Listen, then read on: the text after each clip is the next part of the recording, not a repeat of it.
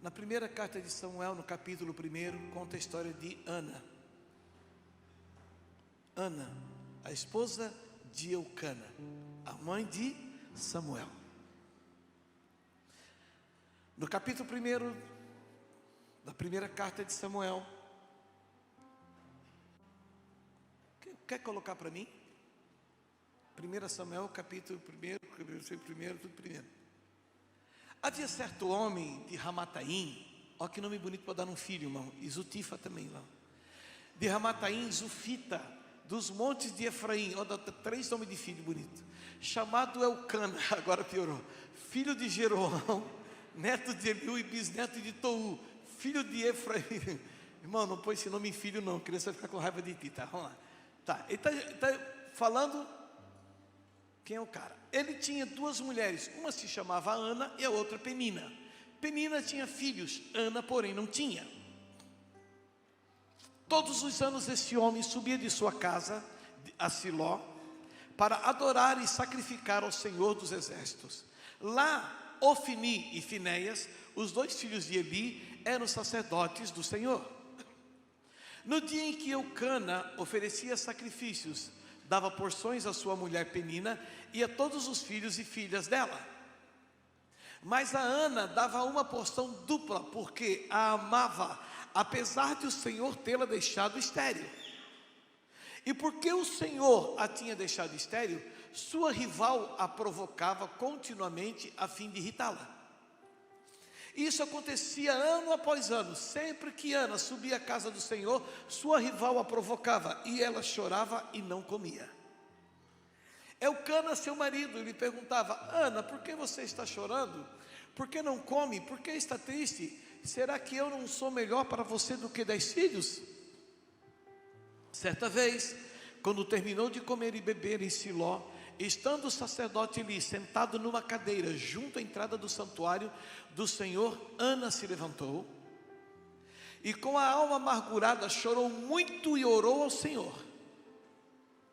E fez um voto dizendo: ó Senhor dos Exércitos, se tu deres atenção à humilhação da tua serva, te lembrares de mim e não te esqueceres de tua serva, mas lhe deres um filho, então eu o dedicarei ao Senhor por todos os dias de sua vida, e o seu cabelo e a sua barba nunca serão cortados. Enquanto ela continuava a orar diante do Senhor, Eli observava sua boca. Como Ana orava silenciosamente e seus lábios se mexiam, mas não se ouvia a sua voz, então Eli pensou que ela estivesse embriagada. E lhe disse: até quando você continuará embriagada? Abandone o vinho. Ana respondeu: não se trata disso, meu senhor. Sou uma mulher muito angustiada, não bebi vinho nem bebida fermentada. Eu estava derramando minha alma diante do Senhor. Não julgues tua serva uma mulher vadia. Estou orando aqui até agora por causa de minha grande angústia e tristeza. Eli respondeu: vá em paz, e o que o Deus de Israel conceda a você o que pediu. E ela disse: espero que sejas benevolente para com tua serva. Então ela seguiu o seu caminho como eu, e seu rosto já não estava mais abatido. Na manhã seguinte eles se levantaram e adoraram o Senhor. Então voltaram para casa em Ramá. Eucana teve relações com sua mulher Ana, e o Senhor se lembrou dela até aqui. Amém. Preste atenção. Eu falei que ia ser rápido, mas eu preciso que você entenda uma palavra que o Senhor me deu, o Senhor me apresentou essa semana. Ministrei para o Café de Pastores ontem, preciso compartilhar com você. Eli, ele era o sumo sacerdote então, e os seus filhos sacerdotes, Ofni e Finéias. Ele era um sacerdote que ele estava com sérios problemas na sua casa. Ele era um homem que ele estava encostado no seu ministério. Ele estava sentado numa cadeira, encostado no templo. Ele já não se preocupava muito com o que ele devia fazer. Ele estava ali só cumprindo tabela, cumprindo a sua escala. E Ana entra diante do Senhor com uma necessidade terrível. Agora era mais do que ela ser estéril e ter um filho. Era quem zombava dela, olhava para ela e dizia: cara, para a tua vida dá tudo errado. Olha eu como sou bem sucedida, e você não consegue conquistar coisa alguma. Sabe quando você olha as pessoas que zombam de você, perseguem, humilham, prosperando e crescendo e você nada muda? Ana estava desse jeito. Uma das coisas que nós percebemos é que elas não moravam na mesma casa. Tanto que fala que quando elas iam para Siló, Penina zombava dela. Então elas não viviam juntas, cada uma numa casa separada. Mas quando a outra estava perto, aproveitava para humilhar. Mesmo que a pessoa mora longe de você, quando ela te encontra, soberba, altivez, prepotência e tipo assim, eu estou muito bem e você está ferrado. E Ana sentiu uma dor terrível por causa disso. E ela sabia que a resposta que ela tinha que dar para que não fosse mais humilhada era gerar um filho. Não tinha outra saída. Era consertar a situação, consertar o seu casamento, consertar os seus negócios, sua vida ministerial. Ela precisava que aquilo que ela sonhava e desejava acontecesse, e nada acontecia.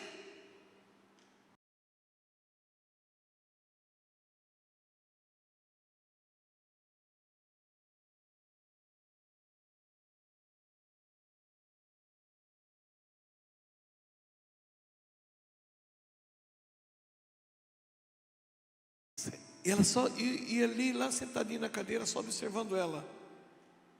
E ela ia ali, o pastor Cris, ele estava tão fora, discernimento de espírito, zero.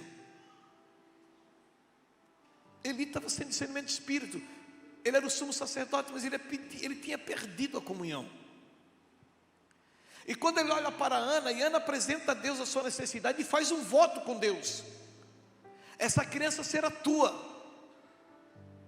Ele será como o nazireu, não se corta a barba nem o cabelo. Ele servirá no templo, ele será teu, Senhor. E Deus já tinha um plano em relação ao templo. Deus já tinha um propósito com o templo, porque Ofni e Finéias, os filhos de Eli, eles se prostituíam na porta do templo com as mulheres. Aí eu começo a imaginar que a esterilidade de Ana era um plano de Deus. Sabe assim, quando você está passando por uma fase que não é o diabo, é Deus que está preparando para algo maior? E Ana não entendia.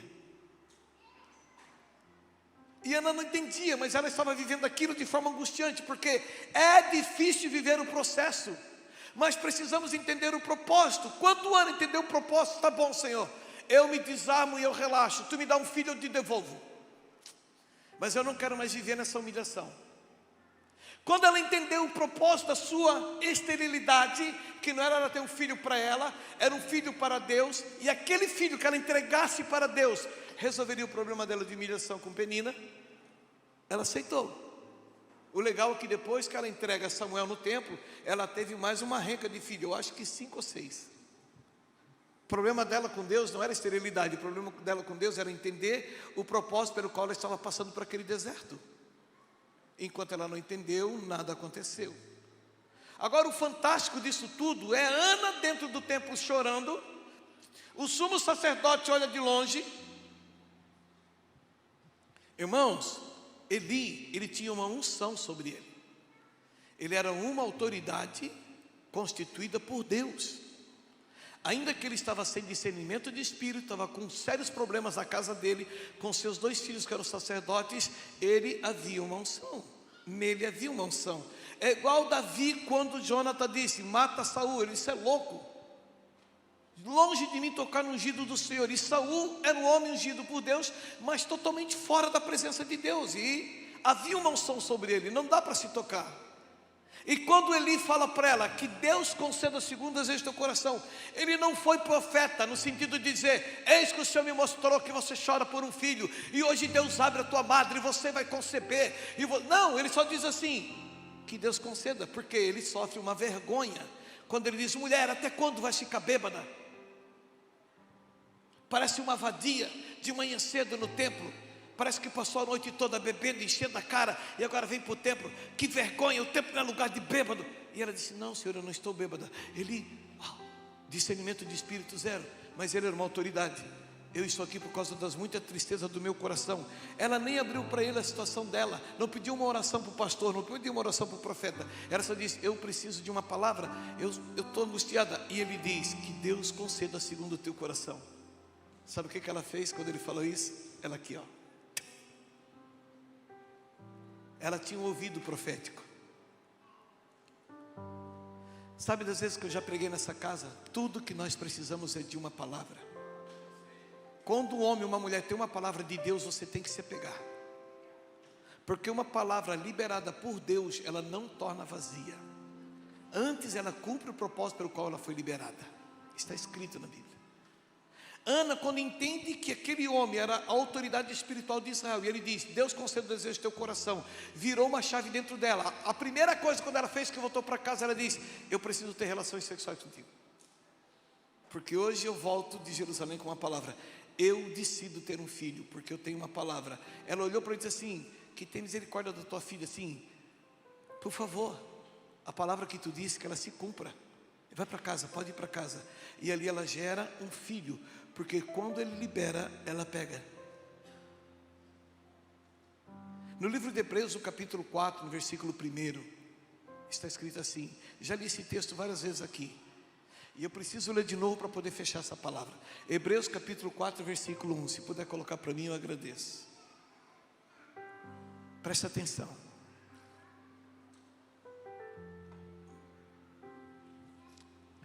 Visto que nos foi deixada a promessa de entrarmos no descanso de Deus, que nenhum de vocês pense que falhou. Pois as boas novas foram pregadas também a nós, tanto quanto a eles. Mas a mensagem que eles ouviram de nada lhes valeu, pois não foi acompanhada de fé por aqueles que a ouviram. Pois nós, os que cremos, é que entramos naquele descanso, conforme Deus disse: assim jurei na minha ira, jamais entrarão no meu descanso, embora as suas obras estivessem concluídas desde a criação do mundo até aqui. É o versículo 1 e 2. O que o autor de Hebreus diz assim: uma palavra liberada, mas não tomada por fé, ela não tem valor de nada. Hoje durante o louvor nós estamos aqui, eu senti um peso terrível quando entrei.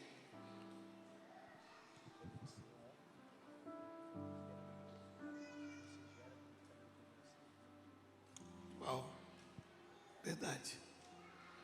Pastor Edson falou: quando você honra uma palavra liberada por uma autoridade, você gera aquilo que está dentro do teu coração. Meu, que forte, porque o centurião, quando foi falar com Jesus: Jesus, eu tenho um servo que está doente, à morte, e eu queria que tu orasse. Jesus, então vamos. Não, senhor, peraí, tu não precisa ir na minha casa. Eu sou chefe, eu tenho 100 homens que eu mando. Se eu digo para eles, vão buscar, eles vão buscar. Se eu mando eles voltar, eles voltam.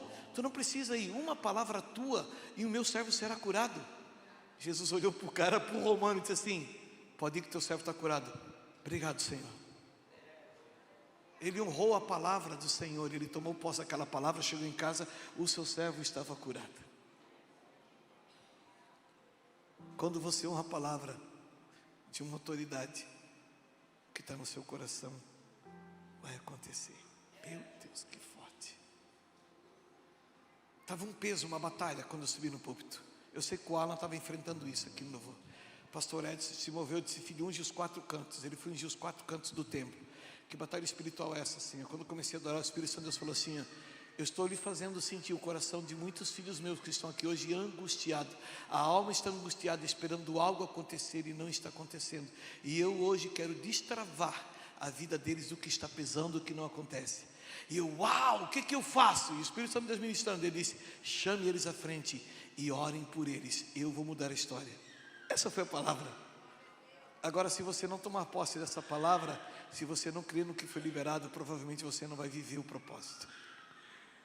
Eu tenho uma boca profética. A minha pergunta é: você tem um ouvido profético?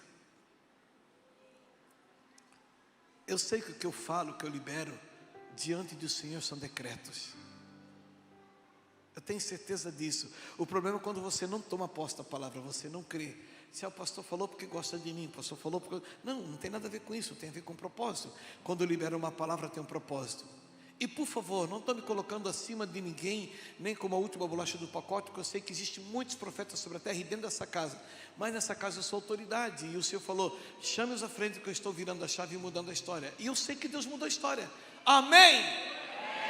É isso que eu quero que você entenda hoje. Essa é a pregação. A palavra que foi liberada, a angústia que está na tua alma, as coisas que precisam acontecer que não estão acontecendo, hoje você está saindo aqui com uma palavra.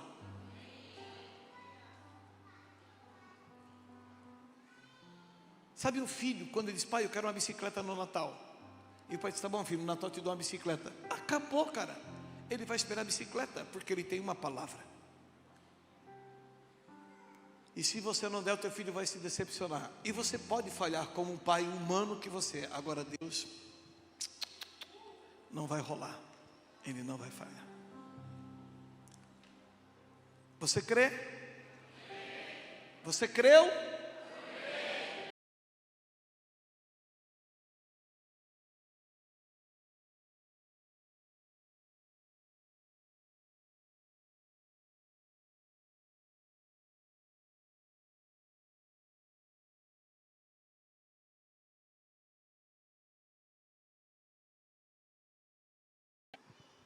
Eu sinto no meu espírito, Deus, que pessoas precisam que chaves sejam viradas. Novo tempo comece na vida e na casa deles. Nós somos um povo abençoado e próspero, Senhor. Mas a grande maioria das batalhas que eu estou vendo hoje aqui são na área sentimental. Na vida emocional, no casamento, num casamento que se espera em Ti, relacionamento familiar. Eu também vejo, Senhor, pessoas na questão financeira, sem direção, sem resposta do céu. Pessoas em casa ouvindo agora. Eu vejo isso. Tem pessoas orando por pessoas doentes que estão dizendo: Senhor, eu creio que essa pessoa vai sair de lá perfeita e saudável. Eu creio. Eu estou vendo no meu espírito, Senhor, pessoas que precisam de uma direção, Senhor, por causa de uma decisão que tem que tomar. E hoje nós liberamos sobre essa casa, Senhor, um ouvido profético para todos. Que como Ana, Senhor, eles tomem essa palavra, Senhor, e se movam em direção a ela. Pai, eu libero uma palavra de bênção sobre a Tua igreja e o Teu povo. Eu decreto, Deus, que aquilo que está no coração de cada um deles, aquilo que Te glorifica e Te agrada, aquilo que é para Teu louvor, que está no coração de cada um deles, que aconteça. Em nome de Jesus Cristo, nós liberamos essa palavra como um decreto, para a glória do Teu nome, que as pessoas comecem a viver, Senhor, o propósito da sua existência, que o processo, Senhor, alivie e encerre, e que eles vivam o melhor que Tu tens para a vida deles. Vida sentimental, vida familiar, vida conjugal, vida financeira, profissional, vida ministerial e espiritual, Deus, que comecem as coisas a se alinharem, e eles venham ver realmente, verdadeiramente, a mudança, assim como Ana. Talvez aquele dia ela namorou mais uma vez com o esposo dela, como eles eram acostumados a namorar, mas ela nem percebeu, Deus. Um mês depois, quando as suas regras não vieram, ela notou que ela estava grávida. Então, Deus, que comece a acontecer de uma forma tão sobrenatural, que mesmo que eles não percebam que começou a acontecer, que daqui a alguns dias eles comecem a viver a mudança e a plenitude do que Tu trouxe hoje para eles e para essa casa. Assim os abençoe e decreto, Deus, um novo tempo, um novo ciclo sobre a vida e a casa de cada um deles. Como Ana, mesmo que no dia que ela teve relações sexuais, ela não percebeu que estava grávida, mas os dias foram mostrando, Senhor, a sua gravidez. Que hoje comece esse processo na vida de cada um deles. Se é na vida sentimental, que Tu comece a apresentar. Vida financeira, comece as portas a abrir. Ministerial, comece a acontecer a direção que precisa, em todas as áreas. Senhor, nós liberamos o ouvido profético para essa igreja hoje. Liberamos o ouvido profético para os meus irmãos que estão em casa, que estão assistindo. Que esta palavra seja uma palavra que vire uma chave neles, em nome de Jesus Cristo. Que ela destrave tudo que está travado, que está parado. As coisas que não acontecem, os dias se passam, os anos se passam e nada está mudando. Nós decretamos em nome de Jesus: comece a acontecer. Destrave, portas se abram, correntes caiam, abismos se fechem. Migador, cortador e devorador, Te amordaçamos, Te amarramos, Te repreendemos em nome de Jesus Cristo. E declaramos bênçãos de alegria, de saúde, de paz, de provisão e prosperidade sobre a Tua igreja. Em nome de Jesus Cristo, Seu Filho amado, Senhor. E todo aquele que crê, diga amém. Amém. Amém. Amém. Dá uma salva de palmas para Jesus. Você tem um nome que ilumina a escuridão. Você tem um nome que lança fora o medo.